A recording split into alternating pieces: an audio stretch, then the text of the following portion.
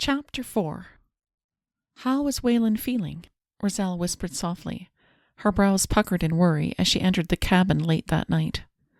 With shaky hands, she pushed wet hair away from her face.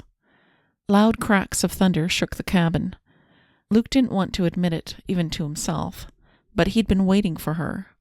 All day long his thoughts had been on the auburn-haired beauty. He was attracted to her. He knew it, and was doing his best to fight against it. He'd even tried to discover flaws about her today. When he'd asked Cassie about her friend, she told Luke that Razelle was kind and generous and the best friend she'd ever had. When Luke had asked Cassie why her friend seemed anxious to return back home, Cassie had only said her mother had strict rules. She told him if he wanted to know more, he needed to ask Razelle. She seemed too good to be true, which, in his experience, meant it usually was. But the problem was, now he was more determined than ever to get to know her better. Walking to the door, Luke helped take the backpack off her shoulders. Using his thumb, he gently wiped moisture from her face. For a moment, Razelle's gaze met his. Luke's hand lingered along her jawline a moment longer than necessary. Green eyes met his, hesitant and uncertain. "I'm glad you're back, Razelle," Luke whispered, for her ears only. A telltale blush blossomed in her cheeks. His eyes swept down her face, from Roz's eyes to her lips, the urge to kiss her almost overpowering. Razelle wiped away moisture that continued to drip from her wet hair. I'm glad to be back, Luke." She reached out and placed a trembling hand on her backpack. Luke reluctantly let her go. She looked over at Wayland, who lay in the cot at the far end of the cabin. "So, how is he?" Luke was glad she switched the topic of conversation. He needed somewhere else to focus his wayward thoughts. "The fever has lessened somewhat, but now he's developed a deep chest cough." That's not good at all. All of a sudden her attention switched to the sick man and she hurried over to Wayland's bedside. Luke followed and watched as she took charge of the situation. Wayland was waking up. He stared at Razelle, confusion in his eyes. Who are you?" "I'm Razelle." Wayland tried to sit up. "Just rest, okay?" Razelle spoke softly. She placed a cool cloth on his head as she spoke. Wayland lay his head back down on the pillow, exhausted. His brother Hudson moved a chair next to his bed. "Hey man, how you feeling?" Not so good." He shivered. Razelle covered him with another blanket. "Wayland, we need to get you out of here and to a hospital. If I could, I'd call the ambulance to get you, but I don't have access to cell phone reception here at the camp. We'll need to leave soon." Luke stared at Wayland, worried as his friend lay there shivering and coughing. "Luke, just take me home, okay?" A sudden coughing fit overtook Wayland for a few moments, until it finally stopped. His sick friend lay back on the bed, weakened and drained of energy. "We will, Wayland." Luke stood beside him and reached out, squeezing his hand for a moment. "Don't worry, we'll get you better." Luke turned around to look at Hudson, Razelle, and Cassie, who all seemed to be looking to him for direction. "We'll need to pack up the supplies we need. Then we'll need someone to keep a lookout for when the guards step away from the cabin, because that'll be our only chance to get away from here." Luke looked around to see them all nodding. "I'll gather my things." Razelle hesitated before she whispered. "What should we do about Addie? She's stuck in that cabin all alone, and she's not safe from Sloane. We should take her with us." Razelle twirled tendrils of wavy auburn hair that slipped out of the braid. He recalled that Roz twirled her hair when she was anxious or worried about something. Luke nodded. It was the right thing to do, but he wasn't looking forward to figuring out a way to get past Sloane's guards. "I'll do my best to try to bring her with us, Razelle." A sigh of relief escaped Roz's lips, and Luke straightened his shoulders. He couldn't help it. He liked the fact that she needed him. Cassie followed Razelle to clean up and gather her things. Hudson walked over to the window and peered behind the thick curtain. "There's one guard still out there, but he's looking a little uncomfortable with all the rain. Maybe he'll take shelter somewhere soon. Luke was surprised that they were still out there in this weather. Well, keep checking. When it's all clear, we'll head out. Razelle spoke softly. We'll need to do our best to keep most of the rain from soaking Waylon. Hudson pulled off his hoodie. My brother can wear my hoodie. I'll be fine. That would be helpful. Thanks, Hud. Razelle adjusted her backpack and helped Cassie adjust the straps on her backpack too. As soon as it's all clear, we're ready to go. Luke nodded and checked his watch. It was now 3 a.m. It was getting late. They needed to leave soon. Hudson walked over to the window. Okay, I can't see the guards anywhere.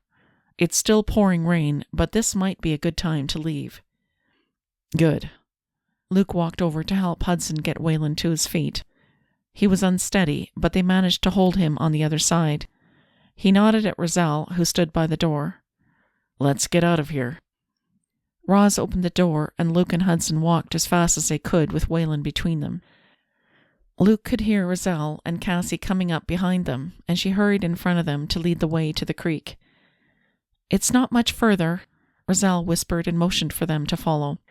Before long, they arrived at the rowboat. Luke and Hudson helped Waylon to sit inside, and then he hurried to the group. I'm going back for Addie. Maybe you should all head out now. I'll be along shortly. Hudson shook his head. Razelle spoke up. No, we'll wait here for you. Luke nodded and couldn't help but admire her loyalty. Turning, he ran back through the trees and up the embankment to the camp, hiding behind trees and cabins that were scattered throughout the area. He ran until the ramshackle cabin came into view. He waited a few moments and watched to see if guards were posted outside. When he didn't see anyone, Luke ran toward the cabin and was nearing the building when the cabin door opened and Sloane stepped outside. Seeing Luke, Sloane reached for the shotgun that rested against the cabin wall. Luke ran, weaving between trees and buildings. Shots fired all around him, spurring him to run faster. You won't get far. I'll track you down, Sloane yelled from behind him. Luke looked behind and saw his nemesis trying to catch up with him, but Sloane's gimped leg slowed him down. Luke continued to run, zigzagging his way behind trees as he made his way back to the boat. He realized he would need to try again at another time to get Addie out of the camp. Without warning, searing pain hit his leg. Blood rushed away from his face and his body trembled. He glanced down at his blood-soaked jeans and realized he'd been shot. Limping forward, he nearly fell down, but managed to keep going. The others waited for him. Pushing himself, Luke finally made it to the rowboat. He hobbled inside. Let's get going. We're being followed. Hudson started rowing away quickly, and Luke grabbed the other set of oars. Where's Addie? Razelle questioned, fear in her eyes. I couldn't get to her. Sloane was guarding that place. Luke shook his head with regret. We'll go back for her later. Razelle inhaled a sharp breath. Nodding slowly, her brows puckered in worry. They were almost to the other side of the creek when Luke spotted someone running down the creek bank on the other side. It's difficult to see in the dark, but I think Sloane is on the other side trying to figure out how he can stop us. Razelle spoke suddenly. Sloane won't cross the river. He might take the road and cross the river that way, but he won't get in a boat or swim to cross it. How can you be so sure? Luke questioned as he paddled harder to reach the shore. Because everyone in the camp knows that Sloane's grandmother told him, when he was a child, that his death lay in the river. He won't cross. He's more fearful of that than anything else. Her confident tone convinced him of the truth of her words.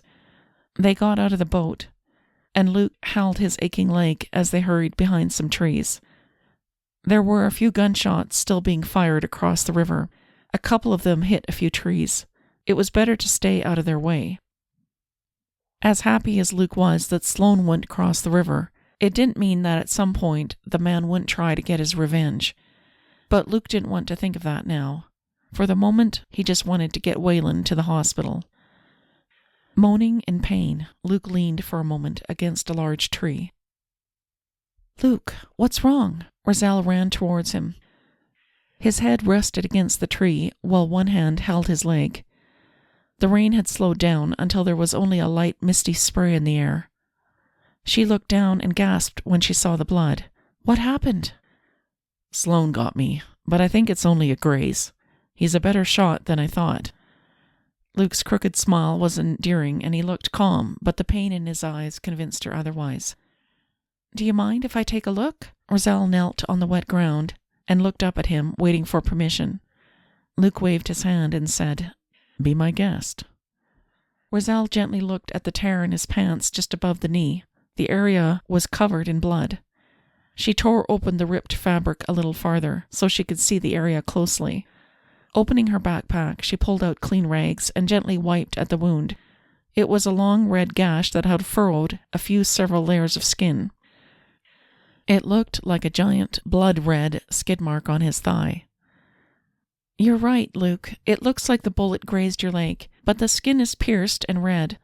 We'll need to get antiseptic and maybe some stitches. The doctor at the hospital can take care of you. Hudson walked up to them with one arm around Waylon to hold him steady. I was able to get a call through to my brother Sawyer. He'll pick us up at the top of the ridge. That's good. I'll help you up the hill, Luke. Razelle placed his arm around her shoulders, and she placed her arm around his waist. They started walking, and soon Cassie planted herself on Luke's other side. As soon as they reached the top of the hill, a large SUV stood waiting for them. Razelle watched as a tall man with reddish-brown hair, so similar to his two brothers, walked towards Waylon and Hudson. You look done in, Waylon. Sawyer opened the truck door before he turned towards the three of them. Walking towards Luke, he shook his head. What happened to you, Luke? I dodged a bullet, but I'll be fine. We'll need to get you to the hospital along with Waylon. About that, Sawyer, Hudson began. I was thinking maybe Mom should fix up Luke. After all, she is a nurse. If the doc at the hospital sees Luke with a bullet wound, they might want to know what happened, and then they'll get the police involved. Then Waylon would be questioned by the police, and let's just say that isn't a good idea. Sawyer shook his head. What did Waylon do this time, Hudson? I stole a motorbike. Waylon's hoarse voice could be heard inside the SUV as they walked closer. All right then, no hospital and no police. Sawyer sighed. But you know what Dad will say. I know. Waylon rubbed his head with a shaky hand. I will return the motorbike and make amends. He leaned his head back against the back seat. Hudson spoke up in a no-nonsense tone of voice. And you've got to promise to stay away from that camp, Waylon. I will, I promise, Waylon sighed. Luke turned towards Waylon and spoke in low tones. It seems you go a little crazy every year at the start of the summer. I know. I don't know why. There was a heaviness in Waylon's voice that concerned Luke. Luke studied his friend. I can guess. He paused for a moment before he continued. You miss your sister. I get it. I really do. Some days I miss my dad so much that it hurts. But you can't bring her back, Waylon. And doing crazy stunts like this is going to hurt you, not to mention hurting your mom and dad. Waylon expelled a breath. I know. I'll stop. I promise. His brows puckered together and he bit his bottom lip before he whispered. Can we go home now, please? Waylon shivered from where he sat and leaned his head back, closing his eyes. Razelle took a light blanket that she carried in her backpack and wrapped it around him. Both her and Cassie helped Luke get inside the truck. Luke moaned in pain as he sat down on the seat. Razelle shifted in the seat beside him, trying to help him get comfortable. Luke turned towards her, his forehead thick with perspiration. Thank you for your help today, Razelle. She nodded, reaching over and giving his hand a light squeeze. You're welcome, Luke. She removed her hand quickly, embarrassed that she had so easily shared her thoughts and feelings with this man. This was Luke Stevenson, for heaven's sake. What was she thinking? Tingles skittered up her arm where his skin touched hers. Sitting so close to this man, even now when he wasn't feeling good, drove her a little crazy. She was drawn to him in a way she couldn't understand. Luke was handsome, but also kind and compassionate. He'd proved it by trying to go back to get her friend Addie. To make matters worse, it was her fault that Luke got shot. If she hadn't asked him to go back for her friend, he wouldn't have been hurt. Razelle shifted her body a little so she wasn't touching Luke, and was relieved when the truck finally arrived on the Donovan family ranch. A woman walked out of the house to meet them as they got out of the truck. She had dark red hair streaked with slivers of gray and wore jeans and a plaid shirt. Every inch of her looked like a ranch woman. "Hey, Mum." Waylon wrapped his arms around his mother. His mother stifled a small gasp. "We've been so worried about you, Waylon." A single tear ran down his mom's cheek as she stepped back a little to look at her son's face. "I'm sorry for disappearing and making you worried. Forgive me, Mum?" Waylon looked at his mother and her face lit up. "You know I do, always." His mother kissed his cheek and wrapped her arm around his waist and looked over to see everyone. She stopped for a moment and stared when she saw Razelle. Mrs. Donovan looked at her for the longest time, her eyes lingering on her face. "Mum, this is Razelle." Hudson broke the silence. "And this is her friend Cassie, and of course you know Luke." Hudson introduced everyone, and finally his mom's gaze shifted to include everyone. Yes, of course." She waved her arm to indicate they should follow. She walked next to Waylon into the house. "Let's get you all cleaned up and on the mend." Razelle looked around their large ranch house. The open space between the large kitchen, dining room, and great room was so welcoming. This place felt so much like home. She fell in love with it immediately. Mrs. Donovan spoke to Luke. "I want to look at your leg, Luke, but I'll need you to get cleaned up first to do it." She looked over at her son. "Hudson, lend Luke a pair of your short pants, will you? That way I'll be able to see what we're looking at." Hudson's mother got her first aid supplies and set them on the kitchen table. "Can I do something to help?" Razelle followed the mother of the house to where she sat sorting through things. Cassie came to sit at the table with them. "Oh, no, my dear. I think I have everything I need right here." Mrs. Donovan looked over at her with that curious look in her green eyes. But at that moment Luke walked into the room, before Razelle could summon up the courage to speak. "I'm ready." Luke limped toward the table. He wore short pants, and Razelle couldn't help but admire the muscles in his long legs. He was a handsome man in every way, but she needed to stop thinking about Luke and her attraction to him. Being interested in him would lead to nothing. Any relationship with him would never work. Her mother had made it clear that there were to be no men in her life right now. Mother told Razelle she needed her daughter too much right now for her to be running around with a man. Razelle didn't understand her mother sometimes. As Luke got nearer, she got a closer look at his leg. The wound was an angry red gash down his thigh. Razelle winced, wondering how much pain he felt. Looking into Luke's eyes, he winked at her just before he sat down at the kitchen table. Heat crept up her cheeks. He was too sure of himself by far. Her jaw dropped slightly as Luke tossed her a rogue smile. Razelle wasn't sure what to think, not really. She liked it when Luke flirted with her, but it didn't feel right to encourage him when she knew that their relationship couldn't go anywhere. She looked down at her hands, anything to avoid meeting Luke's gaze. "There now, you're all cleaned up, Luke. It'll take a few weeks to really heal, though." Mrs. Donovan cleaned up the first aid kit, just as Hudson and Sawyer walked into the room.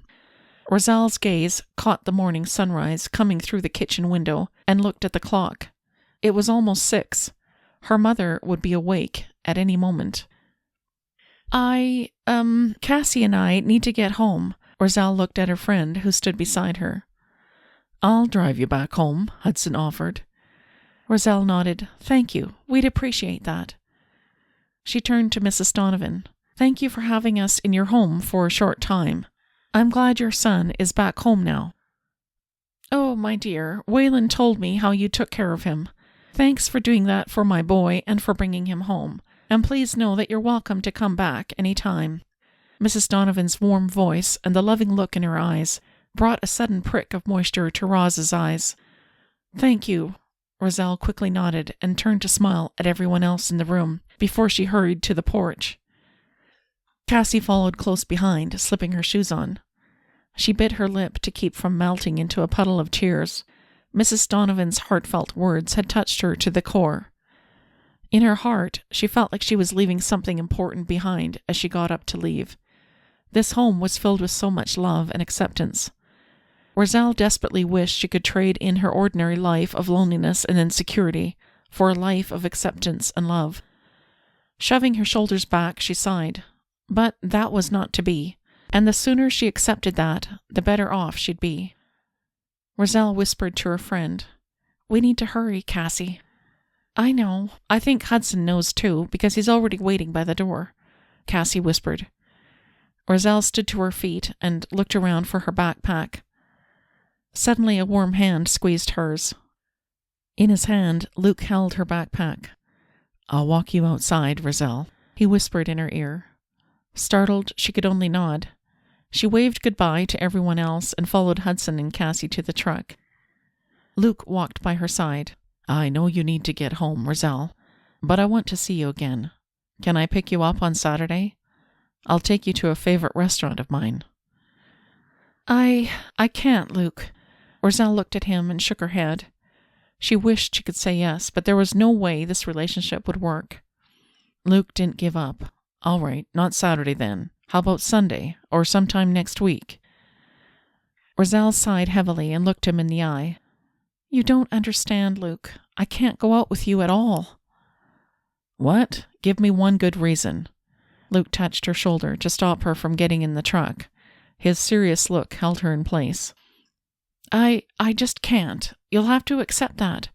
Razelle shook her head and looked at her shoes for a moment. She didn't want to tell Luke all the sordid details of her life, or about her overprotective and controlling mother. She would rather just let him think that she was turning him down.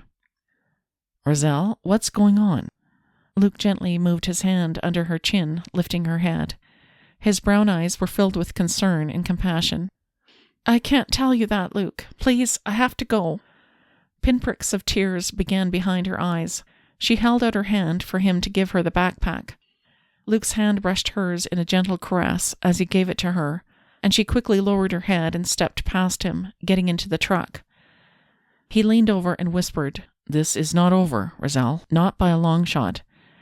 Luke closed the truck door, and Razelle looked out her window and watched as he got smaller and smaller in the window until he faded from sight.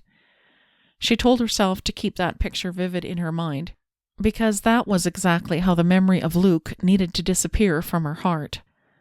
The sun was beginning to rise when Hudson's truck reached the street that led to her home. "Just drop me off a block from home. I'll walk the rest of the way. Thanks, Hudson." Razelle got out of the truck. Cassie leaned over and whispered, "If there's trouble, Razelle, leave a note for me by the tree." Razelle nodded. Fear coiled in the pit of her stomach as she hurried down the back alley, letting herself into their backyard through the hole in the wood fence. She climbed the tree and reached the window to her bedroom, silently slipping inside. "Well, look who finally decided to come home." Mother's syrupy sweet voice greeted her as her shoes landed on the floor inside the bedroom. Razelle began to brace herself for the worst. "I'm sorry, Mother." "Just where have you been? I woke up an hour ago and came to your bedroom only to find my daughter was gone. I was worried sick." I was at the camp down by the river." "Why on earth would you go to a horrible place like that?"